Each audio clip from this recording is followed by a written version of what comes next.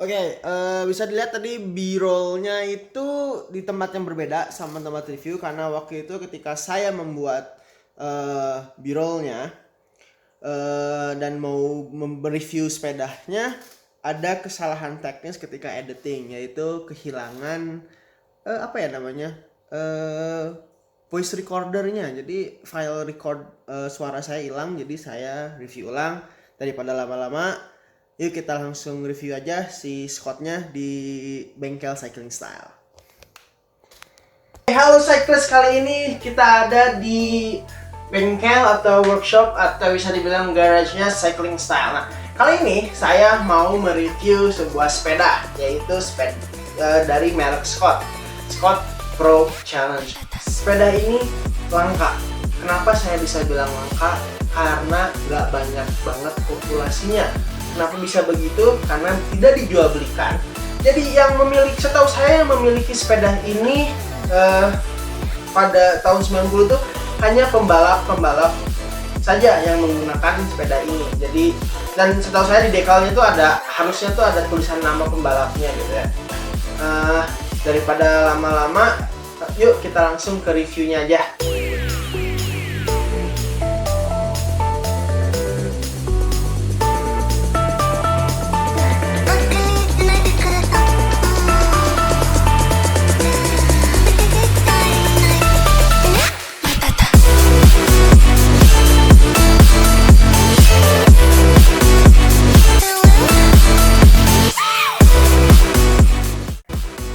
Kita mulai dari dekal-dekalnya ya. Kita mulai dari depan.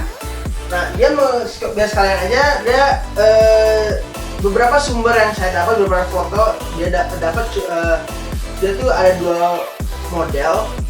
Saya nggak tahu dia beda peruntukannya atau ketika balapan dia ganti. Dia mengganti, dia ada yang fork rigid seperti sekarang yang yang saya review sekarang. Nah, satu lagi menggunakan fork dari RST, kalau saya RST 4000 deh.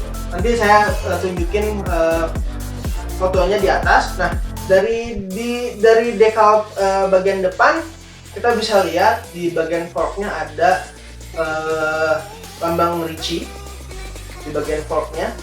Di head tube-nya ada Scott, tulisan Scott, oval gitu, Scott, jadi dia vertikal. Ada tulisan Scott-nya. Nah, di bagian diagonal tube-nya ada Scott gede, ini tulisan Scott. Di atasnya Pro Challenge. Nah, sebelum tulisan Pro Challenge ini, setahu saya di fotonya ada nama pembalapnya.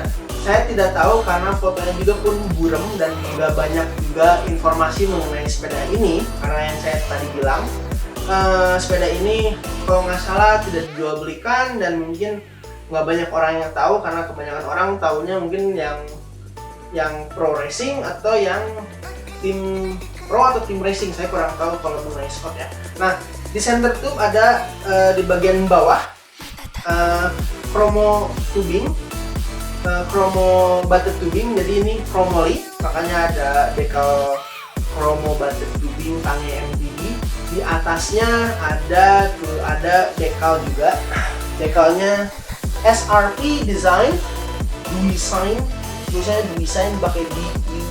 Tulisannya spellingnya tuh SRP, terus di sininya kayak ada design gitu, DUSIGN.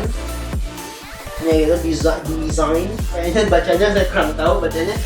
Nah, di bagian belakang, di dekal paling belakang ini ada 696 styles double butted. Nah, ini karena dekalnya udah agak pudar juga ya karena umur, jadi nggak kebaca. Nanti saya kalau menemukan referensinya nanti ada di atas ya. Nah, kita sekarang mulai ke aksesoris ya. Kita ke bagian cockpit. Cockpitnya di bagian stem, dan bukan stem sih, di bagian apa ini namanya, handlebar. Bar N-nya dia menggunakan Ricci WCS. Kenapa ownernya pengen menggunakan Ricci WCS ini? Karena Scott Pro Challenge ini didesain oleh Ricci. Kenapa saya bisa bilang Scott Pro Challenge ini desain oleh Ricci. Tadi saya udah bilang ya, di bagian forknya ada lambang Ricci, dan di bagian DO-nya ada ketikan Ricci. Jadi ya identitasnya sudah jelas, dan orangnya pengen sesuai tema buatan Ricci. Jadi dia menggunakan bar end Ricci serinya WCS. Sekarang kita ke masih di bagian stemnya, aksesoris stemnya. Dia menggunakan apa ini? Hand grip dari Advent. Setelah habis itu sekarang kita ke bagian group setnya nih, bagian krusialnya yang asik nih. Dia menggunakan Shimano DX 7-speed thumb shifter. Nah, selain itu dia menggunakan untuk pengereman, untuk brake sistemnya dia menggunakan Shimano Ultegra. Terus dia menggunakan kabel dari Jaguar, makanya warnanya asik nih, kayak karbon gitu kan dia. Nah, kita ke bagian bawahnya, masih di depan dari bagian bawah.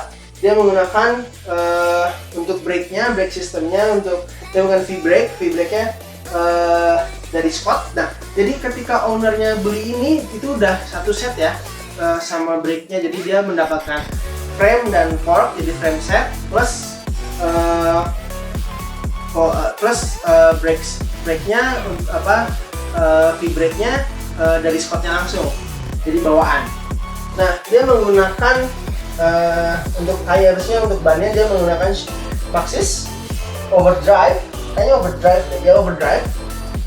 Terus untuk ininya, untuk jari-jarinya dia menggunakan stainless steel dan menggunakan rim Araya 17 RM17 from Araya ya. Dan untuk hubnya dia menggunakan Shimano, dia menggunakan Santur XC Pro. Nah, sekarang kita ke bagian aksesoris tengah. Nah, di atas dia menggunakan saddle racing juga, dari seri racing juga, dari Giant ART Team Issue. Terus kita ke bawah, dia bagian ininya, bagian klemnya dia dari titanium ya, jadi ringan sebenarnya. Terus kita ke bagian bawah, ke bagian seat klemnya. Seat klem ini saya sangat suka sama seat klem ini karena dia sangat enteng. Dia menggunakan Transex. Nah, di Transex ini ada tanda panah. Jadi sebelum membuka kita nggak boleh asal membuka ya kalau ini ya. Kita harus pencet dulu tanda panahnya, locknya. Baru kita tarik ke belakang. Dan ketika narik ke belakang, ini sangat ringan, nggak kayak seat clamp yang lain ya. Yang saya punya pun juga rata-rata agak susah tuh, karena berat itu. Ini enggak, karena ada secure locknya itu kali ya. Terus kita ke bawah, dia menggunakan FD-nya menggunakan Shimano Diore XT yang panjang ya, yang long cage-nya. Kenapa dia menggunakan long cage? Karena dia menggunakan si cranknya dia menggunakan agak gede juga ya. Dia menggunakan ukuran 46 untuk chainring ya.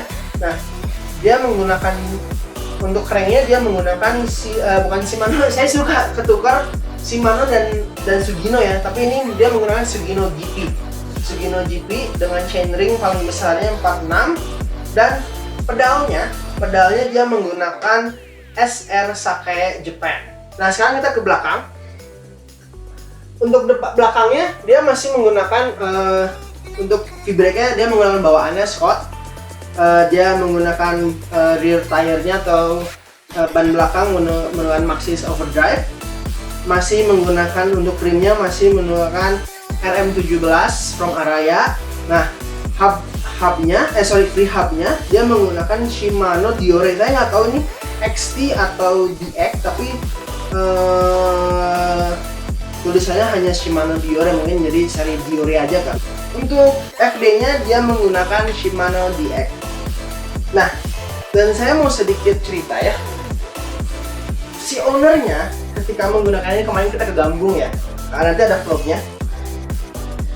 Dia tuh ngebleset, jadi kenceng. Mungkin karena karakteristik dari sepedanya diperuntukkan untuk balapan ya. Jadi ketika dia menggunakan, dia tuh udah menghilang gitu. Saya masih di bawah, dia tuh udah di atas, udah di checkpoint pertama, pertigaan menuju Ciwidey dan Gambung. Dia udah istirahat di sana, saya masih di bawah. Ya, emang si orangnya juga karakteristiknya badannya juga proporsional tinggi dan pas juga body geometrinya dengan sepeda, dan ownernya pun juga jadi badan dan itu geometrinya pas untuk tubuh dia. Jadi ketika dia bawa sepeda dari bawah arah Ciwidey itu, dari tanjakan bawah mau menuju pertigaan Ciwidey Gambung gitu, dia udah tiba-tiba udah ngilang aja ke atas, udah kayak hantu aja gitu. Dan ya, sekian dari review kali ini. Karena saya banyak karena saya sendiri jadi banyak kesalahan juga dari segi videonya, mohon maaf. Nah ya, terima kasih sudah mau nonton Cycling Style kali ini, review Cycling Style. Jika kalian suka, tolong subscribe dan share, dan jangan lupa komen ya kalau kalian punya sepeda ini. Terima kasih.